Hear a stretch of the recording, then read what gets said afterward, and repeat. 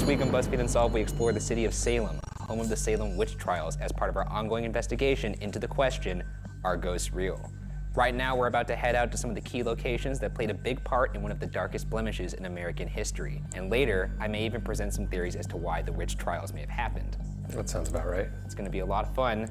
Yeah, oh, absolutely. This is gonna be a blast. Death, hangings, this has it all. Yeah. All right, let's get into it.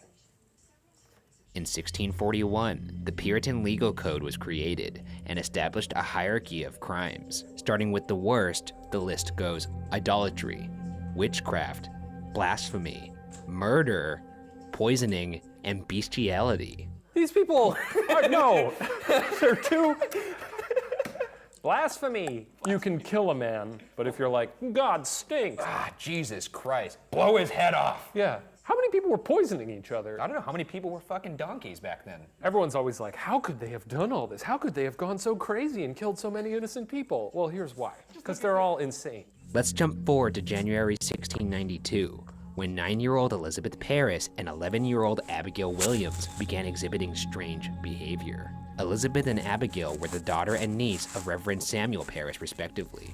Reverend Parris was Salem Village's first ordained minister. The two girls' behavior included making odd sounds and screaming, contorting their bodies, and throwing objects.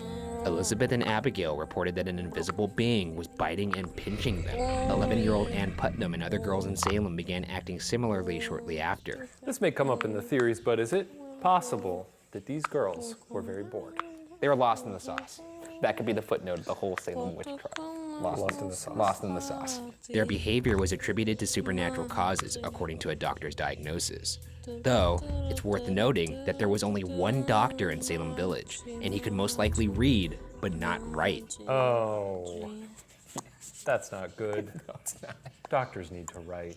Yeah, I mean, how's he writing prescriptions? He's not. He's just pointing at things and saying, yup, that's a witch. On February 9th, 1692, the girls accused 3 women for causing their bizarre outbursts after Jonathan Corwin and John Hathorne, both magistrates, pressured the girls into naming the people afflicting them. And as mentioned before, Judge Jonathan Corwin's house is one of the places we're visiting today.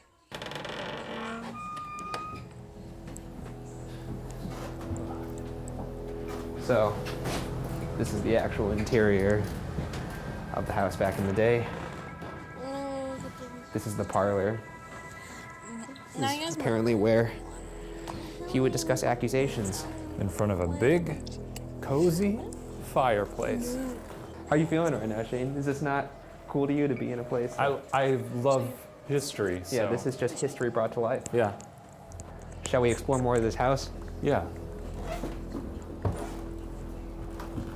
Rickety stairs. So right now we are in the master bedroom. This is where Jonathan and his wife Elizabeth would have slept. If he could sleep at night. He slept like a baby, to be honest. In his mind, he was doing the right thing. Doing the Lord's work. He was doing the Lord's work, exactly. I know you're not big on energy, but I mean, like, you can kind of feel that there's. You're nervous right now? I don't feel amazing, let's just say that. Right. I mean, just considering all the things that happened. But you don't feel like a little strange that like one of the most notorious figures in the Salem witch trials slept right there? It's neat. It's like being in Lincoln's bedroom.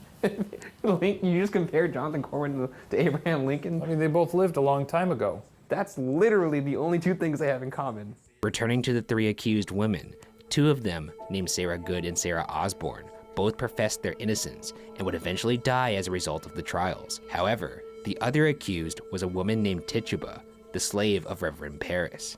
Strangely, unlike the other 2 accused women, Tituba actually admitted to afflicting the girls, saying, quote, "The devil came to me and bid me serve him," end quote. So right now we're looking for the foundations of the former house of Reverend Parris, his family, and his slave Tituba. So this is sort of where this was a hotbed. This is where it all began. According to a plaque that we found on site, it was in this house in 1692 that Tituba, Reverend Parris's slave, allegedly told the girls household stories of witchcraft. This is crazy. This is it. And we could actually go inside the house. Let's go inside the house. After you, sir.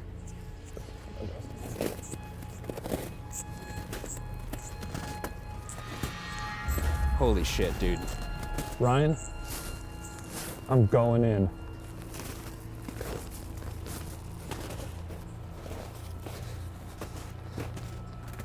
Yeah, if there was someone practicing witchcraft in this house, you would know. Yeah. I wonder if that was another part of it. This may have been only a part of the house they salvaged. They had to dig it up. And this may just be even just a rough outline of the foundation. Actually, let me just take a rough EMF reading. Right after I mentioned taking an EMF reading, our audio recorder picks up a voice possibly saying, "Take it." Actually, let me just take a rough... Is this the voice of Reverend Paris? Do you believe in this stuff? This This is, EMF stuff, or- apparently some people think that ghosts can manipulate electromagnetic fields. I don't know how much I buy into it, but I'm not gonna say this is definitively a thing. Right now, it's doing normal readings. Apparently, if it goes over 2 milligauss, then we're in some paranormal area, but right now it looks like it's 0. So you can see right there. 0.1. 0. It's worth mentioning that there are some who believe Tituba was forced to confess and thereby fabricated her testimony. Regardless, Tituba's testimony is the longest in the entire Salem witch trials. She also detailed visions of eerie animals, including red cats, yellow birds, and black dogs. Perhaps most importantly, Tituba added that other witches were also working to harm the Puritans in Salem. With this startling confession, the trials and accusations vaulted forward, giving them a purpose and mission. Tituba was also very accommodating to the judges and claimed to go blind at one moment, a sign that the devil was punishing her for speaking so candidly about him. This showed she was at least trying to fight him. After spending a year and 3 months in jail, Tituba was not indicted and was the very last of the accused to be released. Right now we're referring to the woman named Tituba. We know you admitted to some things that you may not have actually done. There's good evidence to show that you didn't actually do those things you were forced to. Do you have anything to say about that?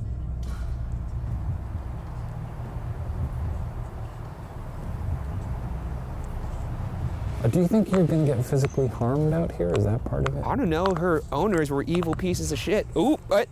They lived here too, Ryan. I know. They're probably here and they heard you. I don't like you that, well, okay, I'm making it worse. Let's find some ghosts. Tituba or the Reverend Paris or any of his family, we are here to communicate with you. If ghosts are real, then call our bluff.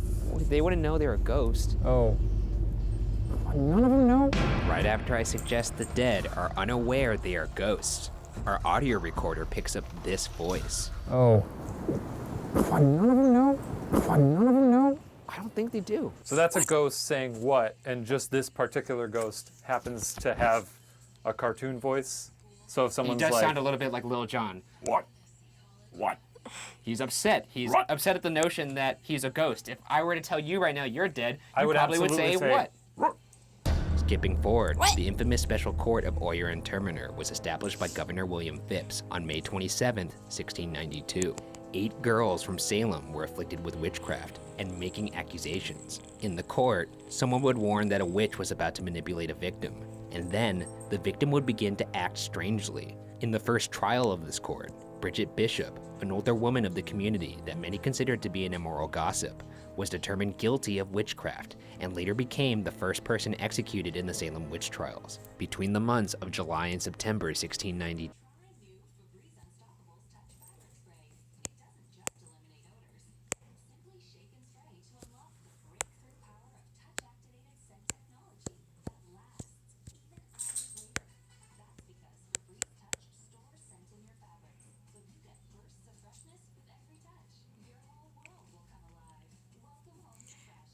I can't.